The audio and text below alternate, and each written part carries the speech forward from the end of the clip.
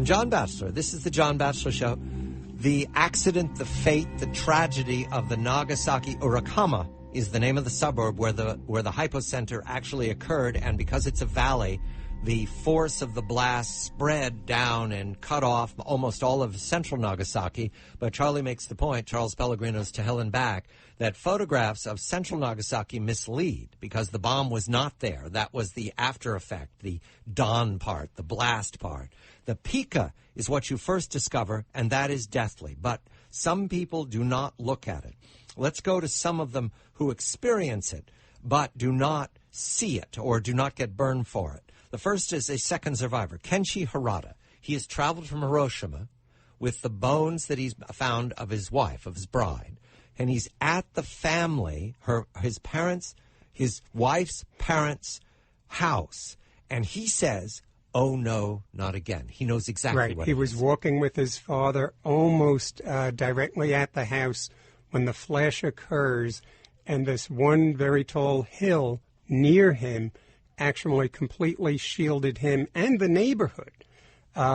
He saw this great cloud rising over the hill, and not very far away on the exact opposite side of this hill, people were instantly killed. At the same radius down near the docks, all except one man standing on the western dock was killed almost instantly. And yet where he was, a couple of screens broke, a few tiles were knocked off of roofs. They were completely shadowed from the burning effects of the flash. And afterward, dragonflies and cicadas were still flying around, and the grass was still green where he was. And even from gamma radiation, even from the microwave waves that came from this bomb, being about 2 meters underwater was about the safest place to be. We also go to a survivor who was headed to the air raid shelter outside of her school. This is 15-year-old Michi Hattori. She was running to the tunnel. Her classmates were lagging behind.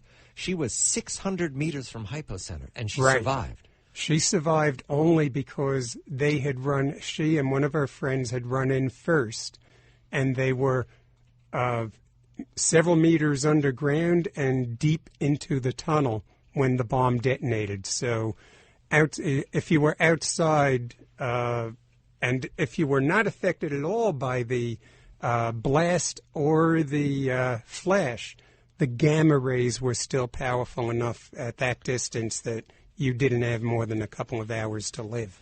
The Kaiten boys, these are young men whom the Japanese authorities were training to be human suicides. They were going to ride a torpedo into the U.S. fleet. It's important to emphasize that the Japanese warlords were terrorizing the Japanese people, telling them that surrender would lead to plundering, rape, doom, dishonor, and therefore we must, all 100 million of us, sacrifice our lives. So they were training children to be human torpedoes. One young man is Hajime Uenaga, and he and his colleagues were practicing how long they could hold their breath underwater, up to 2.5 minutes. And he was underwater when it struck? Right. He was underwater only slightly more than 1 kilometer away, about a little more than a half mile away. And again, that is what saved him, the fact that he was underwater. And the only injury he got, aside from some injuries to his ears, was a ripple or a small wave on the surface that happened to just focus one beam of light onto his shoulder and burn into his shoulder. He came up, the whole world around him, the Mitsubishi school and plant, they were all gone. All the people around him were dead and dying. And then he described some strange things, these tennis ball-sized balls of green fire that were moving over the water. We have odd occasions responding to the Pika-Don, the flash and the bang. I want to spend time with one of them because it's the strangest story. It illustrates, however, the bravura. There's plenty of horror, and we'll touch on some of it. Some of it I'm going to leave out, Charlie, for reasons that we don't need to go over. It's ghoulish.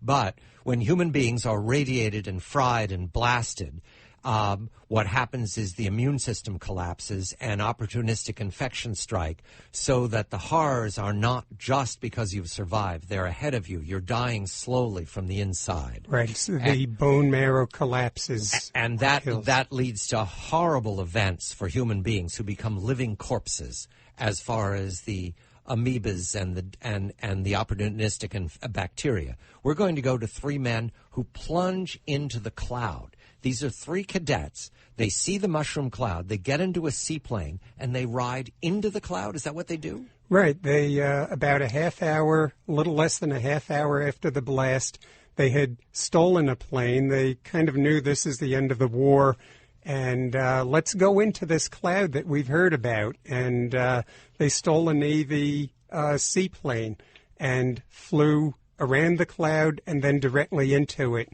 And the dust that got into the plane was burning. One held his hand out, and it burned right through the skin. And he burned right through the leather glove and the skin. He was touching the dust. We know the dust was on fire. It was burning. It was killing them. Right. It was. They were both exposed to they're all near lethal dose. Yes, all. And yet, and they were exposed to the same dose, and yet, just to show how differently human bodies respond. One of them, they were all instantly sick within a half hour, but they actually within minutes. But one died 2 years later, one died a few years later. 1949, 1964, 1970s. Yes. And one was still alive in 1973. That's because the radiation affects two parts of the body especially, where there's much cell reproduction. The intestines, which leads to the diarrhea and the inability to keep down food, and blood. Right. And that's what leads to leukemia. Yeah. So the cancer that comes is the result of the radiation distorting those cells. Is that what it does? It depends how, if you're exposed to the gamma surge and the neutrons, that happens instantly. And then to a lesser degree, the fallout, it basically hits a cell and turns the DNA into scrambled eggs. If you're exposed to the gamma rays, this happens throughout your whole body. Charles Pelegrino, the book is To Hell and Back, The Last Train from Hiroshima. When we come back, more survivors and the bizarre landscape that they see around them, the ant-like people and the ghosts. I'm John Batchelor. This is The John Batchelor Show.